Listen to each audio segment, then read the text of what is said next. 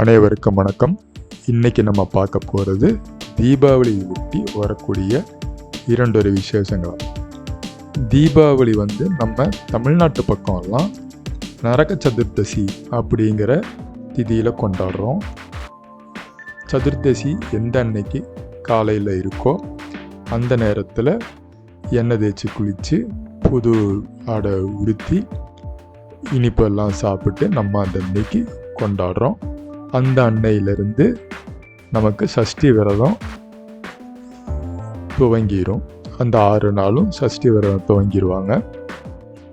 அந்த தீபாவளிக்கு ஒரு நாள், இப்போ நம்ம சொன்ன மாதிரி நரக சதுர்தசி அப்படிங்கிறப்போ அதுக்கு முந்தின நாள் திரையோதசி வரும். அந்த திரையோதசிக்கு பேர் தனத்திரையோதசி அப்படின்னு பேர். அக்ஷய திருதியைக்கு தங்கம் வாங்கிறது இப்போ ஒரு 15-20 வருஷமாக தான் நம்ம பார்த்துக்கிட்டு இருக்கோம். தங்கம் வாங்கிறதுக்கு ரொம்ப உகந்த நாளாக நம்ம இந்த தனத்திரையோதசியை சொல்ல முடியும்.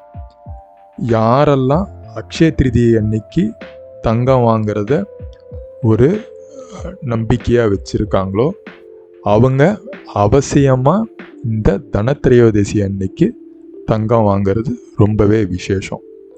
ஆயுர்வேதத்துக்கு மிகவும் அடிப்படையான தன்வந்திரி பகவானுடைய அவதாரமும் இந்த தனத்திரையோதசியில் தான் நடந்துச்சு. அடுத்ததாக இன்னொரு நிகழ்ச்சி இந்த தீபாவளி ஒட்டி வரக்கூடியது யம தீபம் ஏற்றுறது அப்படின்னு சொல்லி சில வருடங்களுக்கு முன்னால் என்ன பண்ணியிருந்தாங்க, ஒரு பிரபலமான ஒரு கோயில் ஒன்று, அந்த கோயிலுக்குள்ள ஏதோ ஒரு உயிரினம் உள்ள பூந்துருச்சு.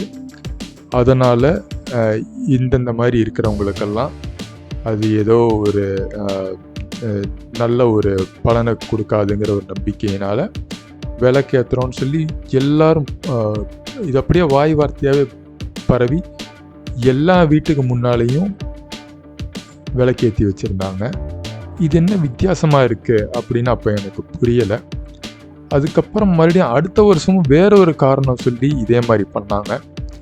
அப்புறமா தான் நமக்கு புரிஞ்சுது அது யம தீபம் அப்படிங்கிறது. அந்த என்னைக்கு நம்ம அந்த நரக சதுர்தசி கொண்டாடுறோமோ அதுக்கு முந்தின நாள் சாயங்காலம் யம தீபம் ஏற்றுறது அப்படிங்கிறது ஒரு சாஸ்திர சம்பிரதாயம் இருக்குது. அந்த யம தீபம் ஏற்றுறதுல நிறைய விதிமுறைகள் சொல்லியிருப்பாங்க.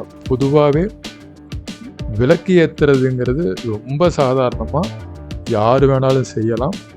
இதை கூட நம்ம முந்தின பதிவுகளில் பார்த்துருக்கோம். ஆனால் இந்த யம தீபம் ஏற்றுறதுக்கு மட்டும் நிறைய நியமங்கள் கொடுத்துருக்காங்க. குறிப்பாக கர்ப்பிணிகள் இந்த விளக்கு ஏற்றக்கூடாது, உடம்பில் ஏதோ தொந்தரவு இருக்கிறவங்க, வலி இருக்கிறவங்க, இவங்கெல்லாம் இதை ஏற்றக்கூடாது. அதுமாரி நிறைய விதிமுறைகள் இருக்குது. அதனால் இந்த வருஷமும் யாராவது இந்த மாதிரி ஏதாவது காரணம் சொல்லி விளக்கத்தை சொல்லியிருந்தாங்கன்னா, குறிப்பாக தீபாவளிக்கு முந்தின நாள் சாயங்காலம் விளக்கேற்ற சொல்லியிருந்தாங்கன்னா அதை ரொம்ப சாதாரணமாக ஒரு பெண் அல்லது ஒரு ஆண், அதிலும் குறிப்பாக இந்த விளக்கேற்றுறதுல முக்கியமாக யார் பண்ணக்கூடாதுன்னு சொல்லியிருக்காங்கன்னா கர்ப்பிணிகள் ஏற்றக்கூடாது அந்த யம தீபம் அப்படிங்கிறதையும் ரொம்ப குறிப்பிட்டு சொல்லியிருக்காங்க. புதுசாக கல்யாணமானவங்க ஏற்றக்கூடாது அப்படின்னு சொல்லியிருக்காங்க. அதனால் அந்த தீபாவளிக்கு முன்னால் விளக்கேற்றதா இருந்தால் சாதாரணமாக வீட்டில் இருக்கக்கூடிய ஒரு பெண், கொஞ்சம் ஒரு 35 வயசு அந்த அளவுக்கு கிட்ட இருக்கிறவங்க, அல்லது ஒரு ஆண் ஒரு 30-35 வயசு இருக்கிறவங்க ஏற்றினாலும் பரவாயில்ல.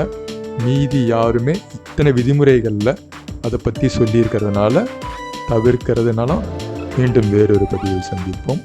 அனைவருக்கும் வணக்கம்.